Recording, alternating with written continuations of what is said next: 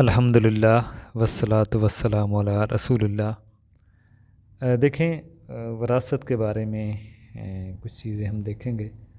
وراثت کے بارے میں ہی ہمارے پہلے بھی کوئی ذکر ہوا ہے وراثت کے مسئلے کو لے کے۔ آج ہم دیکھیں گے مشترکہ خاندان میں جو جیسے وراثت کے مسائل بنتے ہیں، مشترکہ خاندان میں کیا کیا مسئلے بنتے ہیں اور اس کا کیا طریقہ کار ہے، یہ کوئی ہم ذرا ترتیب سے دیکھیں گے، تفصیل سے دیکھیں۔ وراثت ایک بہت ہی بڑا موضوع ہے، لیکن اس کے ایک خاص حصے پر بات ہوگی جو جوائنٹ سسٹم، یعنی کہ جو جوائنٹ سسٹم میں جو خاندانی جو نظام ہے، جو جوائنٹ سسٹم خاندان ہے، اس کے بارے میں دیکھیں گے کہ اسلامی قانون کے مطابق اس میں کیسے تقسیم ہونی چاہیے۔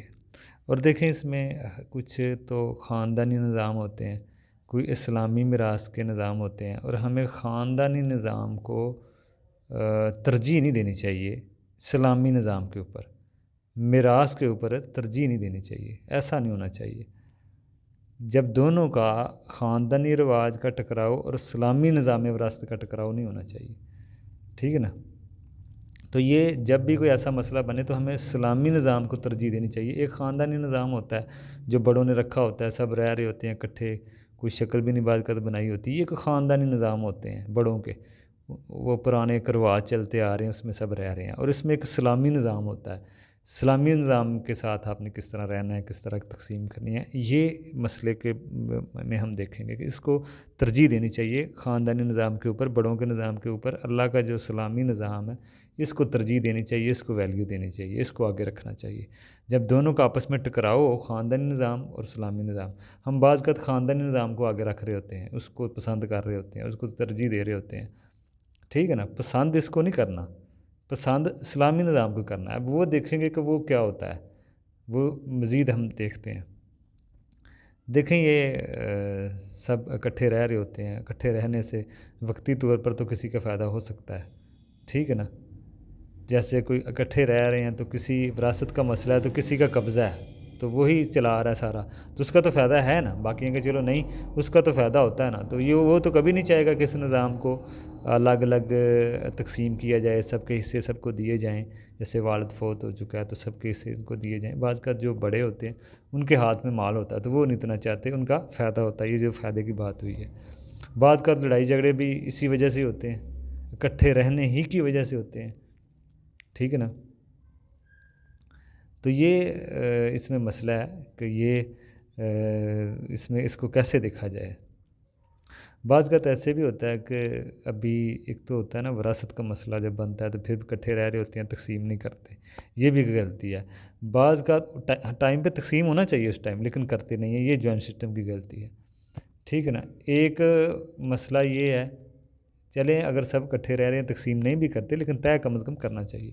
ایک مسئلہ تو یہ ہے کہ جب ٹائم ہوتا ہے وراثت کا، یعنی کوئی فوت ہو جاتا ہے والدہ یا والد، تو سب اکٹھے رہ رہے ہوتے ہیں تو کوئی کسی کو نہیں مال ملتا، جو چاہ بھی رہا اور لینا اس کو بھی نہیں ملتا، وہ بھی شرم و شرمی بعض کا نہیں مانگتا، بیٹا بھی نہیں مانگتا اپنے بھائیوں سے، یا بھائیوں سے نہیں مانگتے، شرم و شرمی کا سب رہ رہے ہیں، میں اپنا حصہ مانگوں، اختلاف ہوگا، ایسی کوئی بات نہیں ہے۔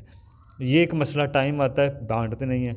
دوسرا مسئلہ یہ ہے کہ ابھی باپ زندہ ہے، یہ بھی ایک مسئلہ ہوتا ہے ہمارے خاندانی نظام اور اسلامی نظام۔ خاندانی نظام کا کہتا ہے باپ زندہ ہے، بیٹے مانگ رہے ہیں، اگر کوئی دینا چاہے تو دے دے، ٹھیک ہے نا، باپ سے لے لیں اپنا جو بنتا ہے۔ یہ ایک خاندانی نظام تو ہو سکتا ہے لیکن شرعی یہ نظام نہیں ہے۔ شریعت میں یہ کہ اگر باپ زندہ ہے، والدہ زندہ ہے، تو یہ اس کا جو وراثت ہے وہ تقسیم نہیں ہو سکتی، کیونکہ اس کے مرنے کے بعد ہی اللہ نے رکھا ہے، ٹھیک ہے نا۔ تو یہ بعض اوقات خاندانی نظام کا تو یہی ہے کہ جب جھگڑا ہوا تو آپ بانٹنا شروع کر دیں، ٹھیک ہے نا۔ جب جھگڑا ہوتا ہے، اس کا ہم نے جھگڑے سے مسئلہ رکھا ہے، جھگڑے کا اس سے کوئی تعلق نہیں ہے کہ اگر آپ اکٹھے رہ رہے ہیں، باپ زندہ، جھگڑا ہوا، اختلافات ہوئے تو بانٹنا شروع کر دو، نہیں، ابھی ٹائم نہیں ہے۔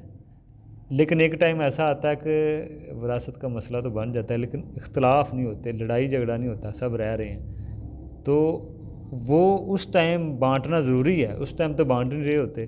تو جس ٹائم بانٹنا ضروری نہیں ہے، باپ ابھی زندہ ہے، باپ کی سانسیں چل رہی ہے، تو پھر بانٹنا شروع کر دیتے ہیں جھگڑے کو لے کے۔ تو یہ اس میں مسئلہ ہے کہ اصل دیکھا جائے جھگڑے کا اس سے تعلق نہ جوڑا جائے کہ جھگڑا ہوگا تو بانٹیں گے، نہیں ہوگا تو اب مسئلہ اصل دیکھنا ہے کہ زندگی میں وراثت نہیں ہوتی۔ بعض لوگ زندگی میں ہی وراثت کی طرح بانٹنا شروع کر رہے ہیں، بہنیں سنگل لے رہی ہیں، بھائی ڈبل لے رہے ہیں، وہ اس طرح بانٹنا شروع کر دیتے ہیں، یہ طریقہ صحیح نہیں ہے۔ تو یہ ہمیں اسلامی نظام کو ترجیح دینی چاہیے۔ جب تک باپ زندہ ہے آپ مال نہیں بانٹ سکتے، جب وہ فوت ہو جائے پھر حق بنتا ہے بچوں کا۔ بہتر شکل بھی یہی ہے، بہتر شکل بھی یہی ہے کہ جب باپ زندہ ہے تو آپ مال اس کا نہیں بانٹ سکتے، کسی کا حق نہیں ہے، نہ بیٹے کا نہ بیٹی کا، نہ باپ اس کا پابند ہے۔ اگر آپ باپ سے ظلماً فورس کر کے لیں زبردستی تو یہ ظلم ہے، آپ کسی کا مال زبردستی نہیں بانٹ سکتے۔ ہاں بہتر شکل یہی ہے کہ وہ وراثت کے اوپر ہی مسئلے کو رکھا جائے، زندگی میں نہ بانٹا جائے، نہ مالک بنایا جائے۔ لیکن اگر کوئی خوشی سے دینا چاہے یا بچوں کے کہنے پر بھی خوشی خوشی دینا چاہے تو پھر وہ برابر برابر، جیسے بیٹے کو 1 لاکھ ملے گا اور بیٹی کو بھی 1 لاکھ ہی۔ تو یہ اس میں مسئلہ ہے۔ باقی انشاءاللہ کچھ آگے بھی مشترکہ خاندان میں دیکھتے ہیں کیا کیا خرابیاں پائی جا رہی ہیں۔ السلام علیکم۔